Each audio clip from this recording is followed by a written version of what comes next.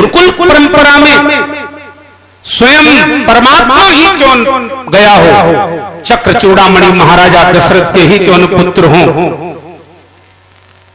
मथुरा नरेश उग्रसेन के ही क्यों न नाती हो, लेकिन जब गुरुकुल परंपराओं में जाते हैं तो उनमें आदर्श स्थापित होता है, उनके अंदर अहंकार नहीं होता है।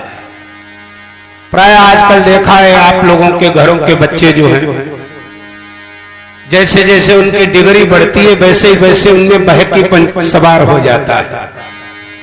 फिर उनमें जब बहुत बढ़िया उनके अंदर डिग्रियां आ जाती हैं, पद प्रतिष्ठा आ जाती है, तो अहंकार इतना चढ़ जाता है उनके मन मस्तिष्क पर कि अंत में भगवान शंकर को भी कहना पड़ा, हे देवी पार्वती,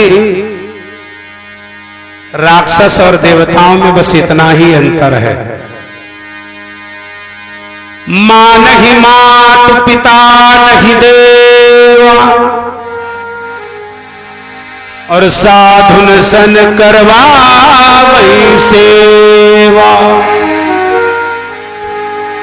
जिनके जे आचरण भवानी, ते जान्यो निश्चय सब प्राणी। राक्षस और देवताओं में अंतर क्या है? बोले जो माता पिता को माता पिता नहीं मानते। सुनना जरा, ये चार चौधरी आए हैं, नीचे बैठ जाओ, तुमसे बुजुर्ग नीचे बैठे, कुर्सियां हटाओ, इकट्ठी करो इनको। यहाँ कोई है कि पंडाल लावारिस है?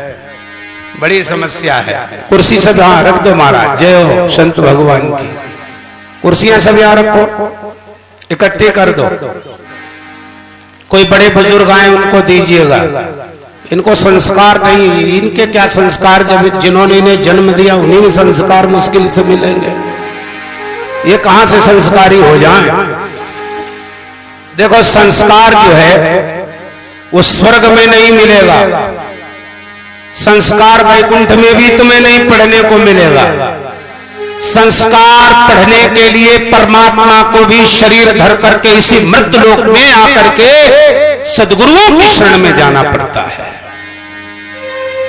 संस्कार तो तुम्हें संतों के सानिध्य से मिलेगा, क्योंकि वो स्वयं में संस्कारी होते हैं, इसलिए वो तुम्हें संस्कार दे पाएंगे। बहुत भाई इनको बच्चों को सही बैठा लो, दादियां लाई होंगी, बहुओं ने कहा जाओ ले जाओ वहां सुरेशानंद के प्राण खिला लाओ थोड़ी देर। सत्संग में नाती पोतों को नहीं ले जाना चाहिए, हाँ उनको अपनी बहुओं के पास छोड़ आओ। इनको यहाँ लाओगे ना तुम्हें कथा सुनने देंगे ना हमें कथा करने देंगे, तो दोनों को पाप लगेगा। इसलिए अच्छा ये आप क्यों लाती हैं? यही तो आपका मोह है। अपनी संतान को जन्म देकर के पालना ये मोह नहीं है, वो दायित्व है। लेकिन दूसरे के संतान को सीने में लगा के रात में सो गए और फिर दिन भर उनको मुंह लगा लगा के चूम चूम करके जिए, तो समझ लो ये मोह है। ऐसे व्यक्ति को कभी शांति नहीं मिल सकती, क्योंकि इसी से व्याधि पैदा होती। मोह सकल, मोह सकल, हाँ गोस्वामी जी ने लिखा है, इसलिए क्रमबद्ध चलेंगे। थोड़ा निवेदन सुन लीजिएगा। इसलिए पंडाल में कथा, हम लोग कोई कथक्कड़ नहीं है कि तुम्हारे पल्ले पड़े या ना पड़े हम झोंकते चले जाएं। हमारा उद्देश्य है ज्ञान आपके कान के द्वारा आपके हृदय तक जाए। इसलिए कीप साइलेंट, साउंड प्रूफ व्यवस्था चाहिए। ये बाजार नहीं है, मेला नहीं है। इसीलिए मैं देख रहा हूं, बड़ा कड़वा सच बोलता हूं। अगले वर्ष मुझे बुलाओ ना बुलाओ, 23 वर्ष का यज्ञ का संस्कार कुछ नहीं दिखता है। जब एक पिटनी बीड़ी तुम नहीं छोड़ पाए तो यज्ञ के लिए काम क्रोध लोभ मोह क्या खाक छोड़ोगे? और हनुमान जी जैसा सिद्ध साधक, अरे मेरे भाई अष्ट सिद्धियां जिनके पास है, 9 निधियां जिनके पास है, और कभी भी जिन्होंने मादक वस्तु का सेवन नहीं किया, और उनके अनुचर उन्हीं की खोपड़ी पर बीड़ी सुलगाते घूम रहे, मैं ये देख रहा हूं। क्या है तुम्हारी व्यवस्था? ये हिंदुओं का परम दुर्भाग्य। भले ही वो मांस खाते हो, गाय खाते हो, लेकिन किसी दिन उनकी मस्जिद में झांक करके देख लेना, प्रत्यक्ष में कोई अभद्रता वहां दिखाई नहीं पड़ेगी। किसी गुरुद्वारे में जाकर के देखो, दरवाजे पर जाओगे, नंगा सर है तो वहां से लेकर के ग्रंथी दौड़ेगा, सर ढक लीजिए और चरण धो लीजिए तब अंदर प्रवेश कीजिए। यहां कहो चूक जाओ तो हनुमान जी की खोपड़ी पर लग शंका कर दे लोग, इतने सावधान। और सोचते हो कि सुरेशानंद तुम्हारा बेड़ा पार कर देंगे। बदलना आपको पड़ेगा। हिंदुओं, जब तक तुम अपने जीवन में बदलाव नहीं लाओगे, तुम्हें परमात्मा भी प्यारे साक्षात उपदेश करके सामने खड़ा हो जाए, फिर भी दुर्योधन बुद्धि को समझ में नहीं आने वाला है। लोकेशना, वित्तेषणा, पुत्तेषणा, इन 3 ईषणाओं से जब धर्म होता है, धर्म में जब ईषणा लग जाती है तो वो धर्म धर्म नहीं रहता है, वो धर्म भी अधर्म हो जाता है। इसलिए बहुत मन से, बड़ी श्रद्धा से हम लोग आज जुड़ रहे हैं। अभी हमें 6, 7, 8 दिन यहां रहना है। आपको भी बर्दाश्त करना है, बर्दाश्त ही करना है। थोड़ा मामला गंभीर है क्योंकि हम लोग साधक हैं। हमारे टीम में एक छोटा बच्चा से लेकर के एक वृद्ध है, और कोई किसी से अभद्र आचरण कहीं आप पा जाओ तो हमें जो चोर की सजा है वो सजा हमें दे देना, हमें स्वीकार होगी। अनुशासन अनुशासन होता है। आप कहते हैं हमारा बेटा हमारे कहने में नहीं, हमारा पोता हमारे अनुशासन से बाहर है। ये बेटे और पोते का प्यारे दोष नहीं है, दोष आपका है। आपने स्वयं अनुशासन नहीं उनको दिया है, आपने स्वयं उनको कोई साधना नहीं दी है, तो बेटे और पोते अनुशासन कहां से लाएंगे? तुमने उन्हें आवारा बना दिया। एक पशु जो आपके खूंटे पर बनता है, आप उसको बड़ी श्रद्धा से देखते हो, वही पशु कहीं 1 महीने के लिए छोड़ दीजिए, जैसे आजकल आप लोगों ने गायें छोड़ रखी हैं। और दोषी किसको, गाली किसको दे रहे हो? योगी बाबा को, मोदी बाबा को। गाय तुम छोड़ रहे हो, मां के साथ धोखा तुम कर रहे हो। मां को दर बदर ठोकरें खाने के लिए, कटीले तारों से नुचवाने के लिए, उनको घायल करने के लिए तुमने संकल्प ले रखा है। इसलिए दुर्गति भी तुम्हारी योगी बाबा मोदी की नहीं होगी। इसका सारा हिसाब तुम्हें देना पड़ेगा। इसलिए बहुत ध्यान से सुन लीजिएगा, कान खोल करके किसी पर उंगली उठाने से पहले एक बार अपनी ओर भी देख लो। मेरे माताओं, भाई बहनों, मैंने माना कि मैंने उंगली उठाई, माताएं आप सब खराब हो, तो कई उंगलियां आपकी ओर हैं। बोलो बोलो, एक है ना, 3 हमारी ओर भी हैं। कि पहले अपने अंदर झांक के देखो, तुम कितने दूध के धुले हो। क्या ऊपर वाले का तुम्हें डर नहीं है? बड़ी लाठी पड़ेगी, सारा हिसाब तो वहां होगा। इसलिए बहुत ध्यान से सुनिएगा और बहुत मस्ती से सुनिएगा, बड़े आनंद के साथ सुनिएगा। दूसरे पर दोष निकालना बहुत सस्ता है, लेकिन आप कितने सावधान हो पहले ये भी तो देखो।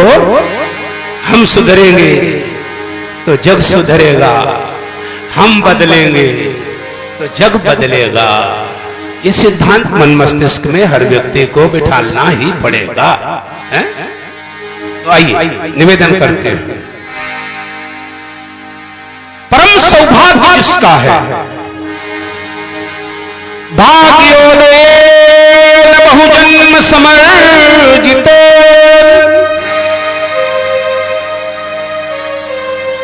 अनंत जन्मों का जब पुण्य एकत्रित होता है तब किसी को श्रीमद् भागवत ज्ञान सुनने का अवसर प्राप्त होता है। लेकिन इससे भी एक और विलक्षण बात है जो मैं कहना चाहता था।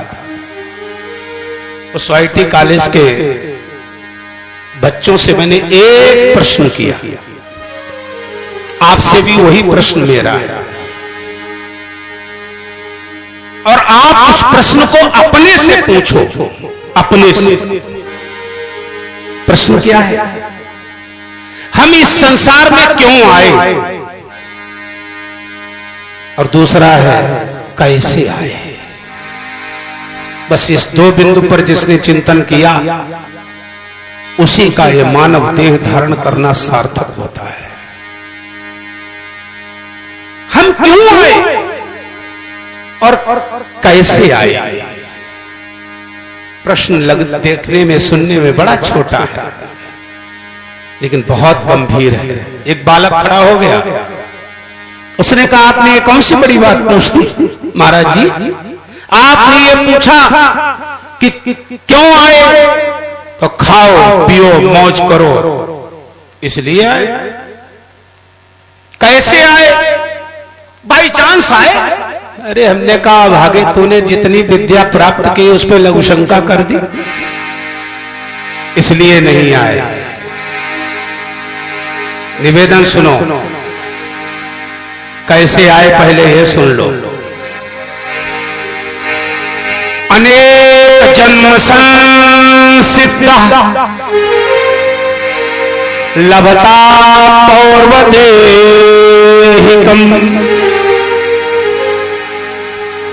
84 लाख योनियों का वर्णन आप लोगों ने सुना होगा। अच्छा, 84 लाख योनियां देखी हैं? नहीं देखी तो एक तो यही योनि देख लो आ रही है, ये भी 84 का एक सदस्य है। और ये पूर्व जन्म में कोई महात्मा था। अभी तो हम लोग रंगे रंगे पहन के फैक्ट्री में पहन लेते हैं। सुरेश आनंद बड़ा ऊंचा संत आ गया है, बड़ा सम्मान जनता ने किया, बड़ा सम्मान किया। साहब जो है शीतलपुर के लोगों ने, स्वामी जी आ गए, महाराज आ गए, गुरुदेव आ गए, बेतरागी संत आ गए, लेकिन हमने उस सम्मान का समाज को मार्गदर्शन नहीं दिया, दिशा निर्देशन नहीं किया, और उस सम्मान को प्राप्त करके भी अनाचार किया। तो भगवान ने कहा तो इससे तो कुत्ता ही बेहतर था। चलो तुम स्वान की योनि में जाओ। गरुड़ पुराण कभी सुना है, पढ़ा है किसी ने? इतने लोगों में पढ़ा है, पढ़ लिया करो। कई लोग ये कहेंगे कैसा बाबा बोल रहा है, तो मरने के बाद ही सुनी जाती है। तो आप लोग पढ़ लो, लेकिन हमारा नाम लेके पढ़ लो। हम जिंदा कब हैं? जानो सुरेशानंद के लिए पढ़ रहे हैं, पढ़ो तो सही। गरुड़ पुराण वैराग्य का सर्वोत्तम ग्रंथ है। जैसे धरती पर जितने भी मंदिर शिवालय देवालय हैं, उन मंदिरों से सेठ सबसे बड़ा मंदिर है कौन? शमशान। वैराग्य आता है, कभी जाके देखो किसी सबके साथ में। सबके साथ जब जाओगे, जब तक चिता नहीं जलेगी तब तक पूरा वैराग्य है। भैया सबकी यही गति होनी है, अंत में सबको यही आना है नहीं कुछ संसार में, वास्तविक सब झूठा है। पूरा वैराग्य। और जो चिता जली और सबको पीठ दी, फिर पूछने लगते का इलेक्शन में वोट अब की किसको दोगे? वो नेता यार बहुत अच्छे हो बाने यार, हमारा वो काम कराए दो, तो अब की भाई को वोट देंगे, भले धर्म सत्यानाश हो जाए, संस्कृति मिट जाए, हमारी बला से फिर प्रपंच सवार हो गया। इसलिए सत्पुरुषों को, सत्संगियों को, और जिनको वास्तविकता में इस मनुष्य देह को सार्थक करना है, उनको सप्ताह में एक बार शमशान भूमि में जरूर रात बितानी चाहिए। वैराग्य आ जाएगा।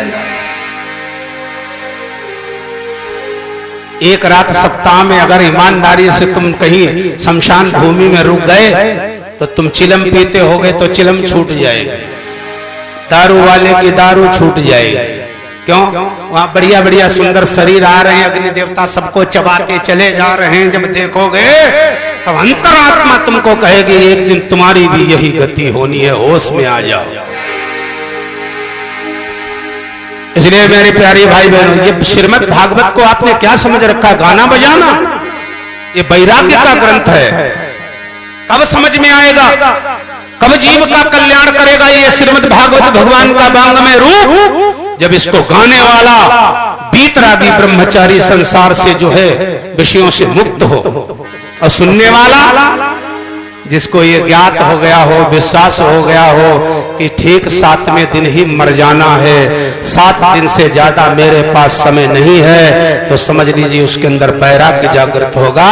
जब त्याग और वैराग्य दोनों एक होंगे, तब ये ज्ञान प्यारे सार्थक हो जाएगा। बोलो सच्चिदानंद भगवान की। निवेदन से ये देखो शनिचर आ गए यहाँ, पता नहीं किस मटेरियल से तैयार करे गए हैं।